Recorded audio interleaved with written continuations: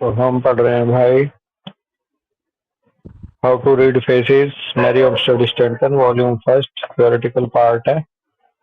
Second chapter चल रहा है और इसमें हेडिंग चल रहा है आपका द लॉ ऑफ एक्सप्लेनिज्म और परवर्जन और पेज नंबर 54 पे है। सेकंड पैराग्राफ है।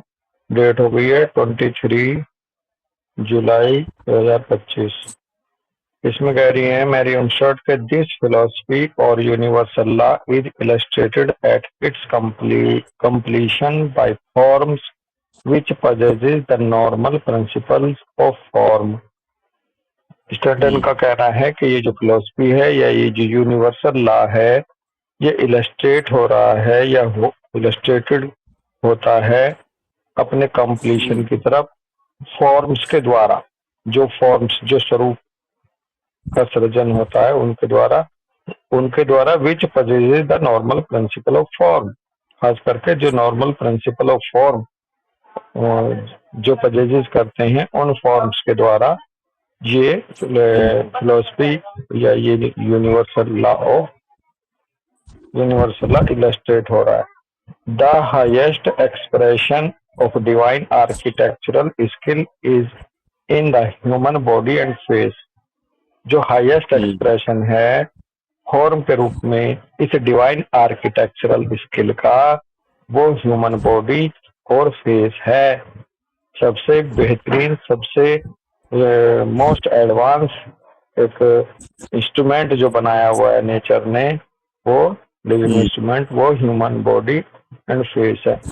To comprehend the basic laws which produce the most perfection in this direction should be our aim, and the three domains of nature, art and science are the field wherein the human being may cooperate with the creator in improving by design through law the human family। कह रहे हैं कि इन basic laws को समझने के क्रम में comprehend करने के क्रम में जो कि पैदा करते हैं मोस्ट परफेक्शन इस दिशा में हमारे मकसद को परफेक्ट बनाने के दिशा के क्रम में कह रहे हैं ये जो थ्री डोमेन है नेचर के three domains of nature art and science ये वो क्षेत्र हैं जहां पर ह्यूमन जो है वो कोऑपरेट करता है क्रिएटर के साथ नेचर के साथ इम्प्रूव करने में डिजाइन को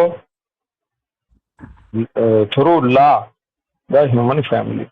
बेसिकली क्रिएटर की मदद कर सकता है ह्यूमन अपनी ह्यूमन फैमिली को एक तरह से डिजाइन करने में नियमों के द्वारा इम्प्रूव करने के क्रम में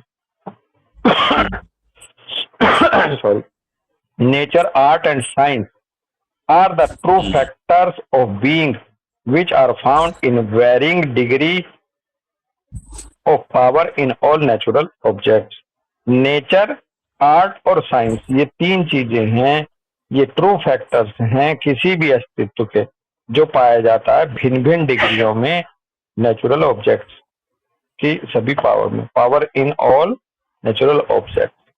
तो बेसिकली ये नेचर आर्ट या साइंस के रूप में ही हर चीज डिफाइन होती है या उनमें मिलता है। The plant cultivated up to a high state of perfection bracket में कह रहे हैं as most of our garden vegetables have been form wild stock wholly uneatable is a product of nature art and science combined.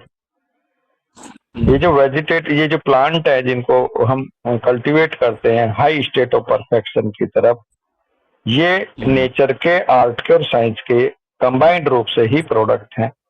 The scientific factor here dominating because the perfection has arisen through the application of scientific laws in regard to the best soil location treatment etcetera. और इनमें भी nature art और science के combination के दौरान भी कह रहे हैं प्लांट के हाईएस्ट कल्टीवेशन के में ज्यादा रोल है साइंटिफिक लॉ का क्योंकि उसके हिसाब से बेस्ट सॉइल हम चुनते हैं लोकेशन चुनते हैं ट्रीटमेंट चुनते हैं आदि आदि। Here nature and art are subdominant plant के केस में कह रहे हैं कल्टीवेशन के रूप में नेचर और आर्ट जो है वो सब डोमिनेंट है साइंटिफिक लॉ के हिसाब से। And the triumphs of science in vegetable products are everyday witness upon our table. और इसका जो ट्रायम्फ का मतलब बोलबाला जो साइंस का है वेजिटेबल प्रोडक्ट्स में, हम इस बात के गवाह हैं कि हमारे टेबल पर जो नए नए रूप में वेजिटेबल्स, नए नए रूप में जो प्लांट का जो हमारा आता है, हमने जो तैयार कर लिए हैं खाने के रूप में, नए नए क्रॉप्स के रूप में, हमारे टेबल इस बात की गवाह है कि इस कितना रोल है साइंस का वेजिटेबल प्रोडक्ट्स में।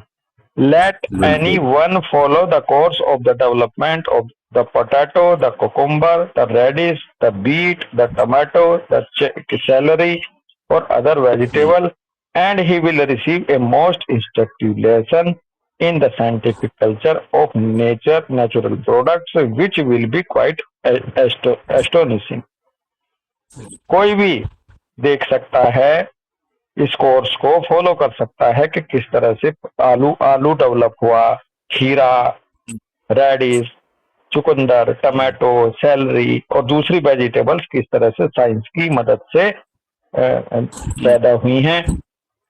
और मोस्ट इंस्ट्रक्टिव लेसन और सबसे बेहतरीन सबसे इंस्ट्रक्टिव लेसन हमें साइंटिफिक कल्चर का हमें इसमें देखने को मिलता है कि natural product which will be quite ऐसे ऐसे नेचुरल प्रोडक्ट्स जो बना दिए साइंस ने जो बिल्कुल अचंभित करने वाले हैं, उनमें हमें साइंटिफिक कल्चर का वो मिलता है lesson. In some instances the cultivation seems to have left but a mere suggestion of shape and flavor of the original wild edible। कुछ घटनाक्रमों में, कुछ उदाहरणों में जो कल्टीवेशन है ऐसा प्रतीत होता है कि वो छोड़ दिया गया है, परंतु मात्र वहां सजेशन दिया गया उनकी शेप को लेकर के, फ्लेवर को लेकर के, ओरिजिनल वाइल्ड एडिबल चीजों को लेकर के। कुछ हैं जो प्राकृतिक फॉर्म में मिलती हैं, अदरवाइज मैक्सिमम जो है वो साइंस के द्वारा इम्प्रूव करके तैयार कर ली गई है। Just so it would be with the human race if scientific laws were allowed scope in the matter of reproduction instead of childish instinct, blind passion और selfish indulgence। जिस तरह से आपने सब्जियों को बेहतरीन बना दिया, प्लांट को, वेजिटेबल को बेहतरीन बना दिया, इसी तरह से ये ह्यूमन रेस पर भी साइंटिफिक लॉ को अलाउ किया जा सकता है अभी।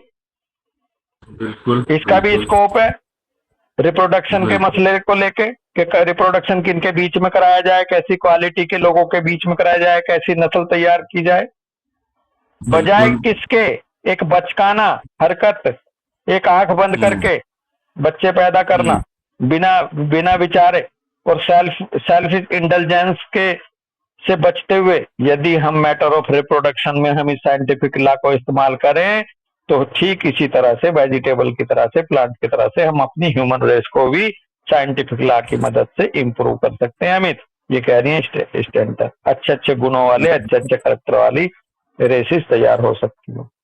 These are not the forces we put into horticulture और horse breeding, for hair they would not pay. These are not the forces we put into horticulture or horse breeding, for here they would not pay। ये basically ये वो forces नहीं है जिनको हम केवल और केवल हॉर्टिकल्चर यानी के सब्जी उगाने के, सब्जियों को बेहतरीन बनाने के क्रम में, घोड़ों की नई नई ब्रीड पैदा करने के क्रम में लगाएं। For hair they would not pay, basically वहां पर उनका उतना ज्यादा लाभ नहीं है, मतलब लाभ जितना है वो है लेकिन वहां से कुछ हासिल नहीं हो रहा। इसको ह्यूमन रेस पर भी आजमाया जाना चाहिए। ठीक है, देखो तभी तो हमारे यहाँ पे वो देखा जाता है कि परिवार कैसा है उसका। हाँ, 36 गुण मिलाए जाते हैं, खानदान की खबर ली जाती है कि इस परिवार में कोई बीमारी तो नहीं है, ऐसी पुश्तैनी इस परिवार में किसी ने सुसाइड तो नहीं करी, इस परिवार में कोई दूषित चरित्र वाला तो नहीं रहा, भाग तो नहीं गया था इसके घर में। इस घर में ये सब शराब तो नहीं ये पियक्कड़ तो नहीं है पीछे से।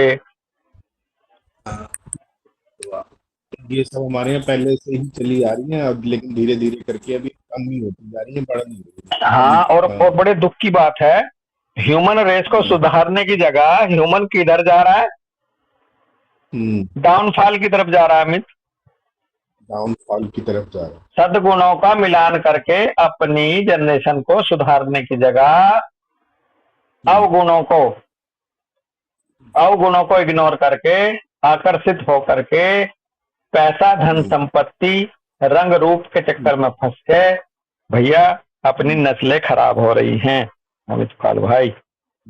जी बिल्कुल, भी बस बात ही चल गई है तो मैं बताता हूँ। अभी एक मेरे जानकारी में मैं आपको बता भी रहा था कि फोन आया था हमारे कुछ, भाई वो एक लड़का देखने चलना है। हाँ हाँ हाँ, बता रहे थे आप। हाँ से कि मैंने कहा परिवार में कौन कौन है, क्या क्या है। हाँ तो आप समझो कि फादर की डेथ हो चुकी है। हाँ, फादर की डेथ हुई है, ड्रिंक करते थे। ड्रिंक से। दो भाई, हाँ, हाँ दो नहीं है। छोटे भाई की शादी हो गई है, बड़े की नहीं हुई है। हाँ मैंने पूछा छोटे की हो गई है, बड़े की हुई है मतलब? हाँ। कह रहे हाँ उसने ना लव मैरिज कर ली। अच्छा। है ना? हाँ तो मैंने कहा कि देख लो फिर आप कहने लगे नहीं नहीं, लड़के की सरकारी नौकरी है। हाँ, लड़के की सरकारी नौकरी है, सरकारी नौकरी 35 है। वर्ष हाँ हाँ। आप परिवार देखो, परिवार कहाँ है? इसका मतलब हाँ, जब करेक्टर्स ठीक नहीं है भाई परिवार के दोस्त। लेकिन बिल्कुल, लोग कहाँ जा रहे हैं, वो सरकारी नौकरी फैक्ट्रियों पे पे, कर सरकारी सरकारी नौकरी। नौकरी। हम्म। तो यही ये देखो, स्थिति अब आज क्यों हम इस बात को समझने के लायक हो गए, ये पढ़ने का ही है, हम्म इस लिटरेचर का ही हम्म एक लाइट है, हम्म, प्रकाश है, जो हम इन चीजों को समझ पा रहे हैं ना भाई। बिल्कुल बिल्कुल। ठीक है भाई, यहीं रुकते हैं दोस्त हैं। राम राम भाई।